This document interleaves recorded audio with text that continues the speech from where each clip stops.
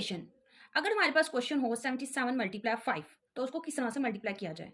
हमने क्या करना है, सबसे पहले लास्ट 7 और ये 5, 7 5 का क्या होता है 35। अब हमने बीच में एक स्पेस छोड़ के फिर इन्हें लिखना है, 3 एक साइड पे और 5 एक साइड पे, दरमियान वाला हिस्सा छोड़ देना है। अब इस हमने क्या करना है, ये जो हमारे पास 35 आए इसको हमने करना है प्लस 5 और 3 कितने होते हैं 8, दरमियान में लिख देना है। तो इस तरह से मल्टीप्लाई का क्वेश्चन सॉल्व हो जाता है।